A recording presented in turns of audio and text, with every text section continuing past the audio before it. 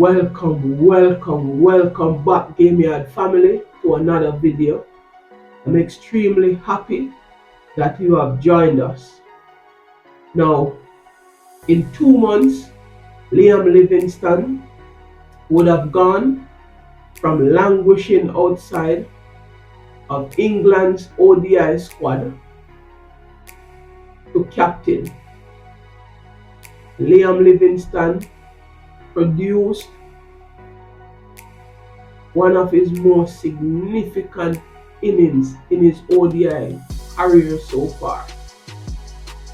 He would have made a stunning undefeated 124 to pull England back into the series against West Indies in Antigua. Liam Livingstone made an ODI century, carved out a 5-wicket win over the West Indies after they would have suffered 12 defeats in their last 18 ODI matches. Victory was sealed as Livingstone would have, thumped a blistering 76 of his last 26 deliveries. Before coming in as captain, Liam Livingstone would have batted twice in England's ODI top 5. But on this sweltering day in Antigua, Liam Livingstone produced or demonstrated the range of England's best ODI number 5. First, he was a middle order accumulator, and then he was a lethal finisher.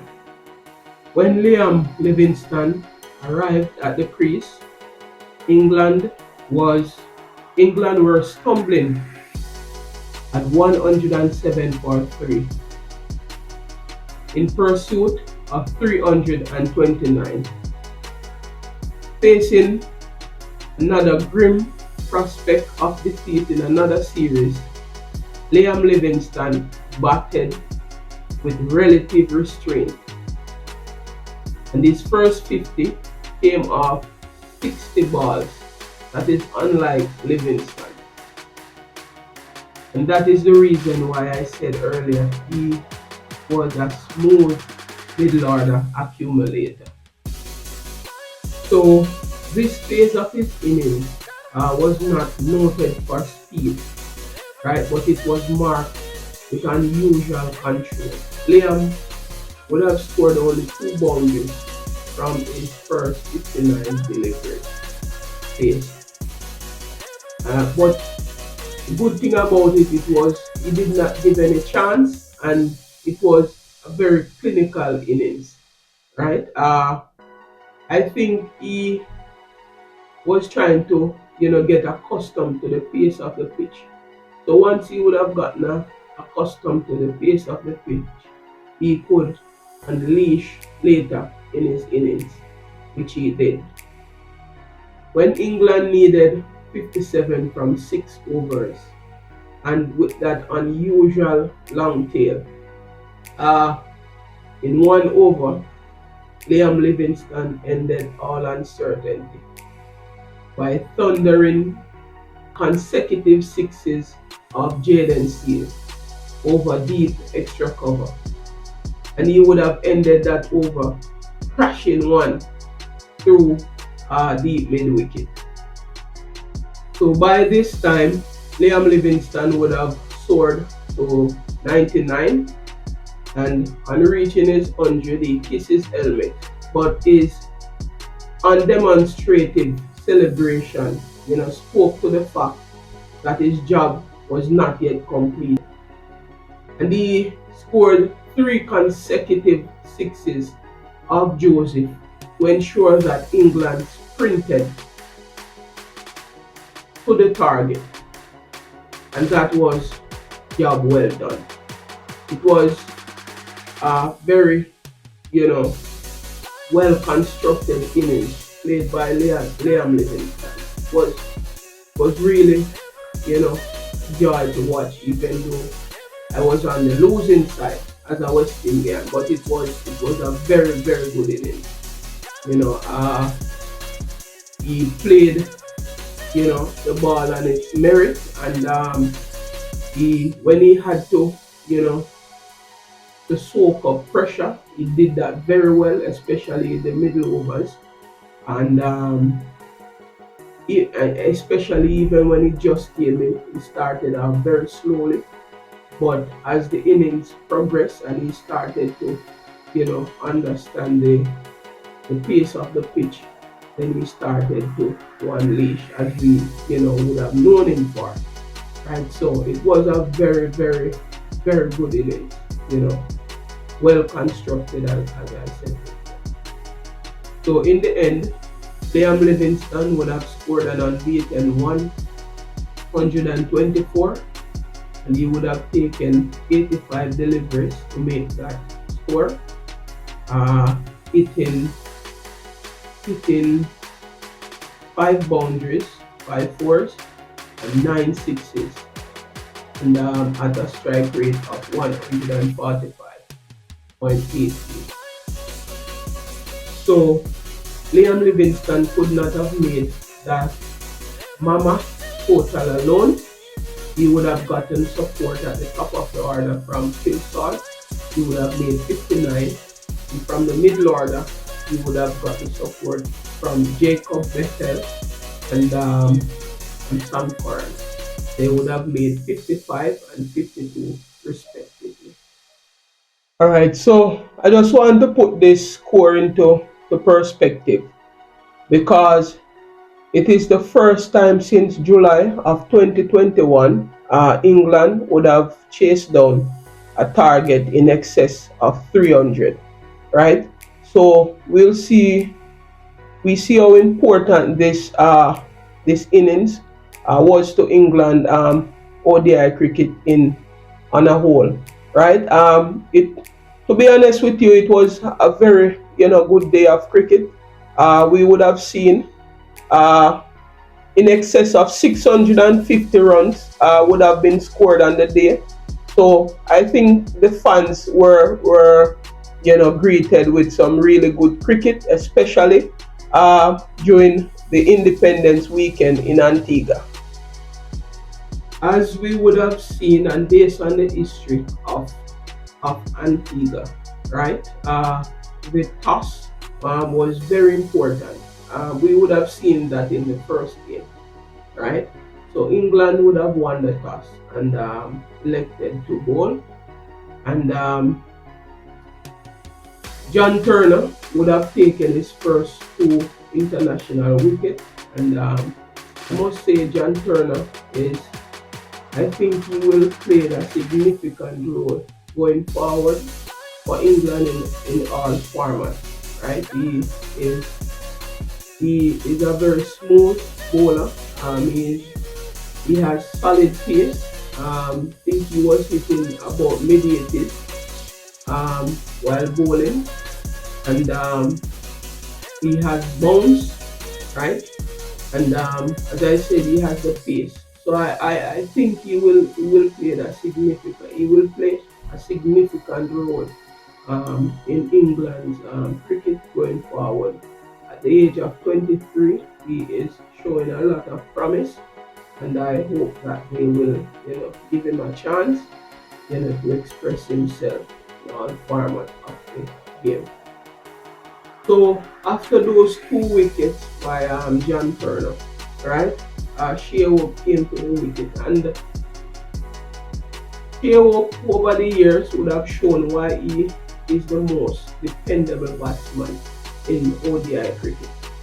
And as I have been saying in all my videos, I never really commented much on Sheawood's form.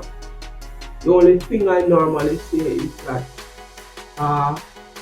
class is permanent.